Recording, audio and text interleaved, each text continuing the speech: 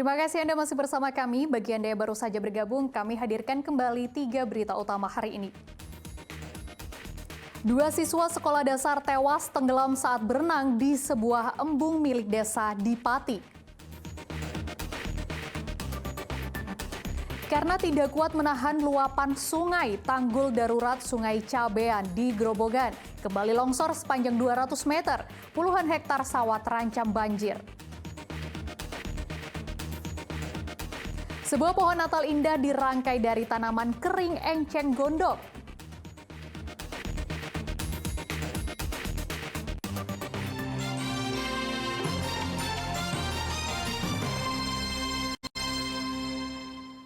Warga Kota Pekalongan mendatangi kantor wali kota memprotes layanan PDAM lantaran air yang dijual tidak layak minum. Warga mendesak wali kota mencopot direktur PDAM karena dianggap bertanggung jawab atas air yang dijual. Puluhan warga pelanggan PDAM mendatangi kantor wali kota Pekalongan Senin siang. Mereka membawa berbagai spanduk berisi kecaman sekaligus tuntutan agar Direktur Utama PDAM dicopot lantaran air yang dijual tidak layak dikonsumsi. Protes warga cukup beralasan. Mereka merasa sudah bertahun-tahun berlangganan PDAM, bahkan harus mengeluarkan uang tambahan untuk membeli air minum lantaran air PDAM tidak layak dikonsumsi. Warga akhirnya berdialog dengan pihak Pemkot dan Direktur PDAM. Namun warga tidak puas lantaran tidak mendapat jawaban yang pasti terkait tuntutan perbaikan layanan. Karena hanya muter-muter saja, tidak ada realisasi. Terus langkah dari masyarakat sendiri gimana nanti ke depannya? Seandainya dalam kurun waktu sampai akhir tahun ini tidak ada realisasi yang jelas, akan turun ke sana lagi sampai tuntutannya dikabulkan. Pihak PDAM berkomitmen memenuhi tuntutan warga, namun warga diminta bersabar karena butuh waktu mengingat kondisi kandungan tanah di Kota Pekalongan sudah tercemar limbah batik. Ya, satu mengenai masalah kualitas air, kita kan sekarang konekkan dengan jaringan yang gede. Ini kan baru jaringan gede kan juga baru kemarin.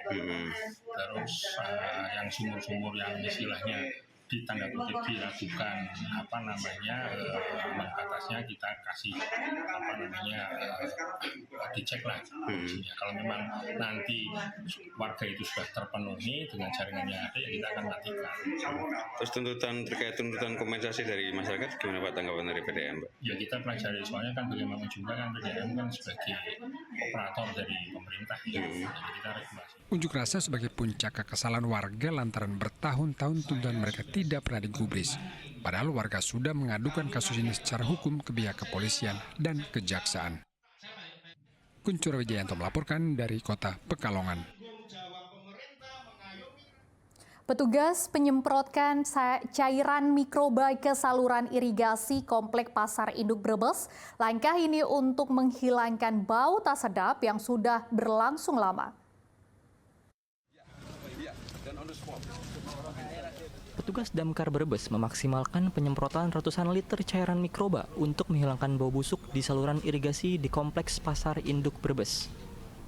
Bau busuk ini sudah berlangsung cukup lama sehingga mengganggu aktivitas jual beli di pasar.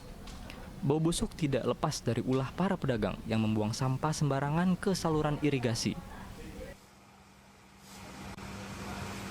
Ini adalah mikroba. Mikroba itu kan makhluk mikro yang berfungsi untuk mengurai semua residu. Nah kebetulan sudah lama kami meriset ini. Kami namanya PA63 Garuda. Jadi kita sudah banyak uji bukti di lapangan. Ini terutama kalau untuk pertanian, untuk perikanan dan peternakan Pak. Kami mempunyai angka penghematan biaya, penghematan umur. Ada sebenarnya Pak. Dan kelebihan panen itu kurang lebih di angka 60%. Para pedagang mengaku mulai lega dengan hasil penyemprotan cairan mikroba. Bau yang biasanya menyengat kini perlahan mulai hilang. Ikhtiar untuk upaya mengurangi bau yang ada di saluran irigasi di saluran pasar Brebes. Jadi semoga dengan upaya ini akan mengurangi dengan terurainya melalui mikroba ini, diharapkan nanti akan mengurangi polusi bau yang ada di saluran air ini. Para pedagang diimbau untuk tidak lagi membuang sampah sembarangan agar saluran irigasi tidak menimbulkan bau busuk. Sugihartono melaporkan dari Brebes. Sebuah replika pohon Natal unik dibuat pengelola Saloka Theme Park di Kabupaten Semarang sehingga mendapatkan rekor muri. Pohon Natal dikreasi dari tanaman yang berada di Danau Rawapening. Seperti apa keunikannya? Berikut liputan untuk Anda.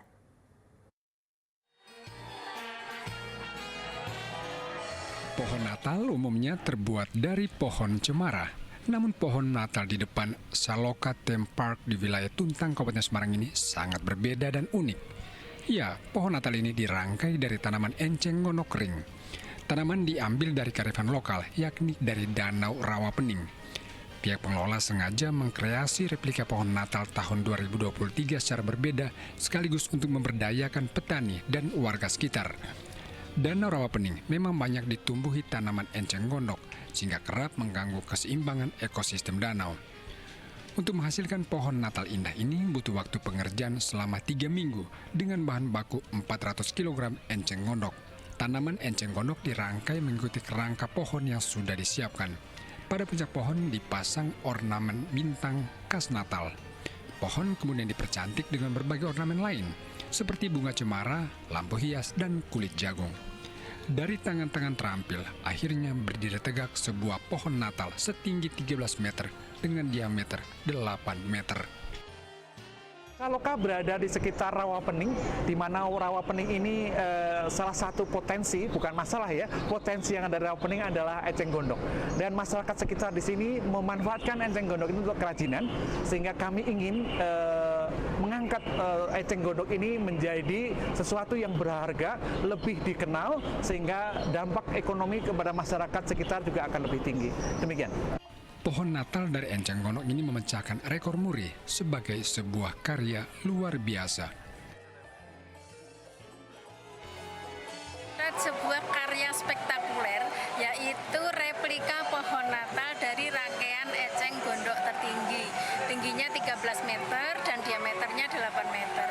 Kegiatan ini luar biasa karena ini juga melibatkan ataupun kerjasama juga dengan UMKM sekitar, dengan eceng gondok yang ada di sekitar pula, sehingga ini mengangkat kearifan lokal. Kehadiran pohon Natal dari enceng gondok sekaligus menambah spot liburan Kampung Natal Saloka tahun 2023 yang digelar tanggal 16 Desember 2023 hingga 7 Januari 2024. Julianto melaporkan dari Kabupaten Semarang.